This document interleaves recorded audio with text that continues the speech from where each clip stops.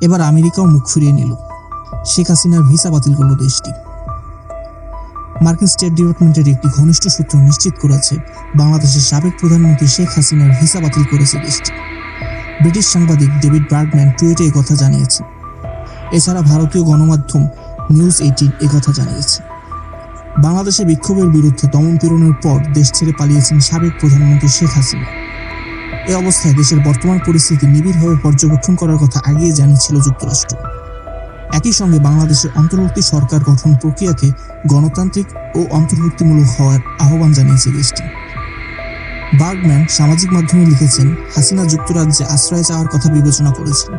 সেখানে তার বোন শেখ রেহানা এবং ভাগ্নি এমপি টিউলিপ সিদ্দিকী থাকেন। হাসিনা যে পদ্ধতিতে ব্রিটেনের কাছে আশ্রয় চেয়েছেন, অভিবাসন আইন অনুযায়ী তা সম্ভব নয়। ওই পদ্ধতিতে কাউকে আশ্রয় দিতে পারে না ব্রিটেন। এদিকে গতকাল ভারতে পৌঁছে প্রথমে দেশটির জাতীয় নিরাপত্তা পরামর্শক অজিত দোভাল এবং সেনাবাহিনীর উচ্চপদস্থ কর্মকর্তাদের সাথে বৈঠক করেন শেখ হাসিনা। ওই বৈঠকে তাকে সর্বোচ্চ নিরাপত্তা দেওয়া হবে বলে আশ্বস্ত করা হয়। আরও গুরুত্বপূর্ণ খবর পেতে আজই সাবস্ক্রাইব করুন আমাদের চ্যানেল। ধন্যবাদ।